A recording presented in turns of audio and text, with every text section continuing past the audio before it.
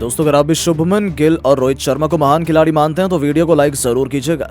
दोस्तों बच्चा समझकर जब गिल से गाली गलौज पर उतर आए जॉनी बेयरस्टो, तब गुस्से में सरफराज और गिल ने बेयरस्टो को ऐसा लताड़ा कि वो तो किसी को मुंह दिखाने लायक नहीं रह गए। तो आखिर क्यों बीच मैदान में हो गई इन तीनों खिलाड़ियों के बीच तगड़ी जुबानी जंग? आखिर क्यों इन तीनों खिलाड़ियों के बीच जमकर गाली गलौज देखने को मिली? ऐसा क्या बदतमीजी की थी बेयरस्टो ने, जिसके बाद तो गिल और सरफराज ने भी उन्हें उनकी भाषा में मुंह तोड़ जवाब देकर उनकी बोलती बंद कर दी। उस हैरत अंगेज लम्हे का पूरा वीडियो हम आपको दिखाएंगे, लेकिन उससे पहले आपको क्या लगता है कि गिल, सरफराज और बेयरस्टो में कौन सबसे खतरनाक बल्लेबाज है? अपनी राय नीचे कमेंट बॉक्स में जरूर बताएं। दोस्तों इस पूरी टेस्ट सीरीज में इंग्लैंड की हालत खराब थी ही, तो वहीं धर्मशाला के मैदान पर भी अंग्रेजों के अरमानों पर टीम इंडिया ने पानी फेर दिया। तीसरे दिन 249 रनों से पीछे चल रही इंग्लैंड के पूरे टॉप ऑर्डर को अश्विन ने अपनी स्पिन गेंदबाजी से तहस नहस कर दिया था। तब मैदान में बल्लेबाजी करने जॉनी बेयरस्टो आए और उन्होंने अपने बल्ले से धमाल मचाना शुरू कर दिया। तभी घमंड में चूर इस बल्लेबाज ने भारत के युवा खिलाड़ियों से ही जुबानी जंग के साथ साथ गाली गलौज पर उतारू हो गए और फिर बीच मैदान में कुछ ऐसा भयंकर विवाद हुआ जिसने तो पूरे क्रिकेट जगत को हैरान रख दिया। दरअसल 3 विकेट गिरने के बाद बेयरस्टो इंग्लैंड की दूसरी पारी के दौरान 5वें नंबर पर बैटिंग करने आए। बेयरस्टो ने आते ही मैदान में बेसबॉल का नजारा दिखाते हुए एक के बाद एक 3 खौफनाक छक्के और 3 खतरनाक चौके लगाए। वो 120 से भी अधिक के स्ट्राइक रेट से टेस्ट में T20 खेल रहे थे।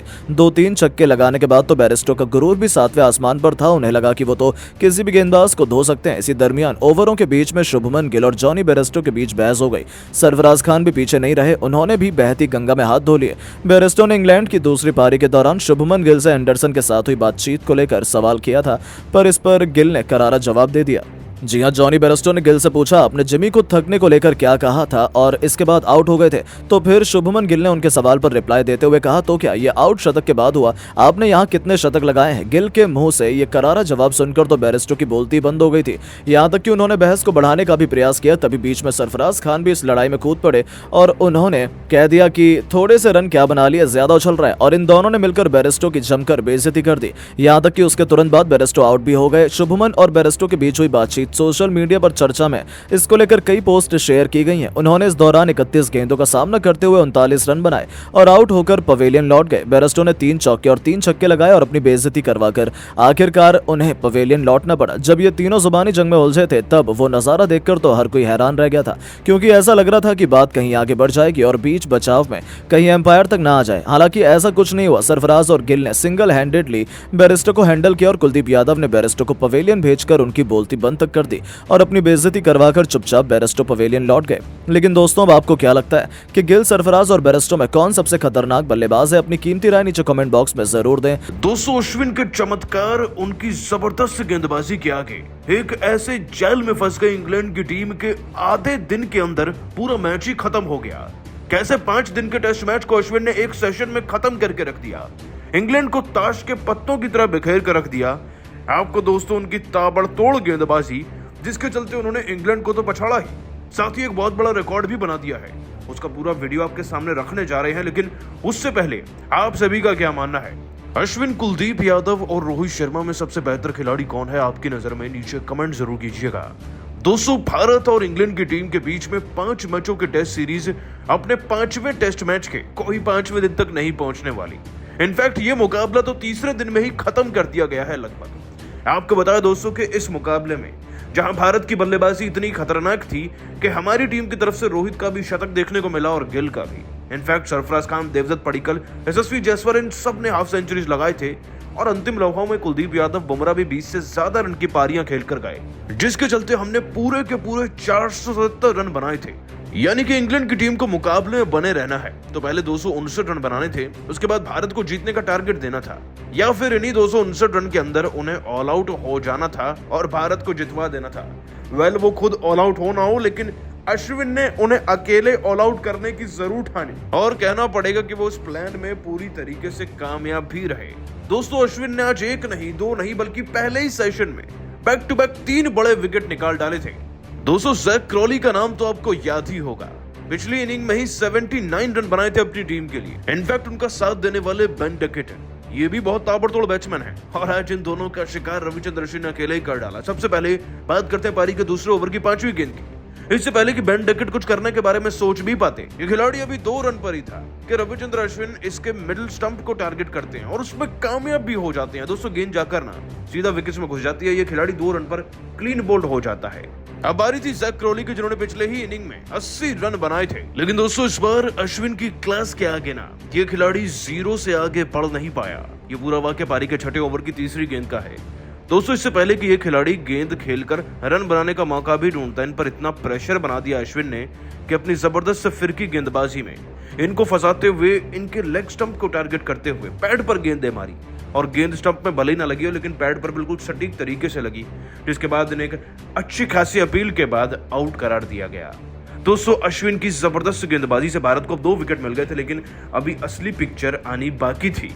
अश्विन ने तो एक और विकेट लेना था और भारत को जिताना था। दोस्तों मैदान में केवल एक खिलाड़ी बचा था, ऑली पॉप। 23 गेंदों में 19 रन 3 चौकों के साथ लगा चुके थे। एक अच्छी खासी शुरुआत टीम को दिलवाना चाह रहे थे इतने विकेट्स के बाद, लेकिन अश्विन के आगे एक ना चली इनकी भी। 10वें ओवर की दूसरी गेंद पर रविचंद्र अश्विन ने इन्हें फांसते हुए एक ऐसी गेंद डाली कि स्लिप में खड़े जायसवाल के हाथों ये भी कैच आउट हो गए। और दोस्तों जैसे इनका विकेट मिला ना, अश्विन इस पूरी सीरीज के सबसे ज्यादा विकेट लेने वाले गेंदबाज बन गए। और दोस्तों अश्विन तो अश्विन, आगे चलकर कुलदीप यादव ने भी भारतीय क्रिकेट टीम को जिताने की ठान ली और अश्विन के नक्शे कदमों पर चलकर उन्होंने भी एक महत्वपूर्ण विकेट निकाला। जॉनी बेयरस्टो जो इस सीरीज में अब तक शांत थे, इस मैच में जबरदस्त तरीके से परफॉर्म करने लगे। ये खिलाड़ी दोस्तों 31 गेंदों में ही 3 चौके 3 छक्के चढ़कर 40 रन बना चुका था। लेकिन दोस्तों फिर कुलदीप यादव ने पारी की 18वें ओवर की चौथी गेंद पर इनकी हेकड़ी निकालते हुए एक धीमी गति की गेंद पर इनको फांस लिया। गेंद जाकर सीधा पैड पर लगती है और एक अपील के बाद इन्हें भी एलबीडब्ल्यू दिया जाता है। इस तरीके से दोस्तों इस तूफान से अश्विन और कुलदीप ने इंग्लैंड की टीम पर पूरा शिकंजा कस दिया था और 4 विकेट अगर किसी भी टीम के 90 पर हो जाएं 260 को चेस करते हुए, तो दोस्तों उनकी सांस हलक में अटक ही जाती है। और जीत किसकी होगी ये आप नीचे कमेंट करके बताइएगा। साथ ही साथ अश्विन कुलदीप की गेंदबाजी को 100 में से कितने नंबर देंगे आज आप नीचे कमेंट कर बता दीजिएगा। दोस्तों अश्विन मैदान में हो और रिकॉर्ड ना बने, ऐसा हो नहीं सकता। रोहित की कप्तानी में अश्विन ने आज कैसे विकेट पर विकेट लेकर इस मैच को खत्म करके रख दिया। अश्विन ने सिंगल हैंडेडली भारत को तो जिताया ही, साथ ही साथ क्या महा रिकॉर्ड बनाया। उनके इस चमत्कारी रिकॉर्ड का पूरा वीडियो आपको दिखाएंगे, लेकिन उससे पहले आप सभी का क्या मानना है, रविचंद्र अश्विन और हार्दिक पांड्या दोनों में ज्यादा बेहतर ऑलराउंडर कौन है, नीचे कमेंट कर जरूर बताइएगा। 200 टेस्ट मैचेस तो भारत ने सीरीज में बहुत जीते हैं, लेकिन पारी से टेस्ट मैच अब भारतीय क्रिकेट टीम जीत रही है। आपको बता दें कि भारत और इंग्लैंड की टीम के बीच में खेला जा रहा सीरीज का अंतिम और 5वां टेस्ट मुकाबला धर्मशाला के खूबसूरत मैदान में पहले ही भारत की गिरफ्त में आ चुका है। पहले बल्लेबाजी में हमारी टीम ने ताबड़तोड़ तरीके से इंग्लैंड के 218 के खिलाफ रोहित और गिल के शतक ठोके और फिर दोस्तों सरफराज खान से लेकर देवदत्त पडिक्कल, इनफैक्ट यशस्वी जायसवाल भी 50 लगा कर गए। और ये सब कम पड़ जाए तो बुमराह और कुलदीप यादव भी जाते जाते 20-30 रन बना गए, जिसके चलते हमने 450 से ज्यादा रन बनाए और इंग्लैंड को 259 रन की लीड दी, यानी कि उन्हें उतनी लीड तो उतारनी ही थी। उसके बाद एक बड़ा स्कोर भी बनाना था भारत से जीतने के लिए या लड़ने के लिए, लेकिन भारतीय क्रिकेट टीम तो तैयार आई थी और रोहित शर्मा भी कि इस बार इंग्लैंड को पारी से खदेड़ना है, एक ऐतिहासिक जीत दर्ज करनी है जिससे WTC की पॉइंट्स टेबल में तहलका मच जाए। और दोस्तों इस सपने को पूरा किया है आज रविचंद्र अश्विन ने, वो भी अकेले। और इसी दौरान उन्होंने इतने ज्यादा विकेट्स निकाले कि इस सीरीज में तो रिकॉर्ड बनाया ही, साथ ही साथ एक वर्ल्ड रिकॉर्ड भी बना डाला है। दोस्तों जैसे कि हमने आप सभी को बताया कि मुकाबले को जीतने के लिए इंग्लैंड की टीम को सबसे पहले तो भारत के द्वारा दी गई लीड को उतारना था, लेकिन उतार तो तब पाते ना जब अश्विन के कांटों पर बिछाए गए वो चल पाते। बेन डकेट, जैक क्रॉली और ऑली पॉप, ये जो टॉप ऑर्डर है इंग्लैंड की टीम का, बड़ा फाइन टॉप ऑर्डर है, लेकिन आज इंग्लैंड की टीम के इसी टॉप ऑर्डर को अश्विन ने अकेले धराशायी कर दिया। सबसे पहले दोस्तों बेन डकेट को अश्विन 2 रन पर क्लीन बोल्ड करते हैं और उसके बाद नंबर लगता है जैक क्रॉली का 0 पर। जैक क्रॉली को भी इस बार सरफराज खान क्या तो ये खिलाड़ी कैच आउट कराता है, यानी कि जरा सोच कर देखिए 21 पर 2 विकेट तो अश्विन ने अकेले कर दिए थे और तीसरा विकेट ऑली पॉप का रहा। 23 गेंदों में 19 रन बनाने वाले ऑली पॉप भी यशस्वी जायसवाल के द्वारा कैच आउट कराए गए। यानी कि 3 विकेट रविचंद्र अश्विन ने 36 पर अकेले गिरा दिए थे।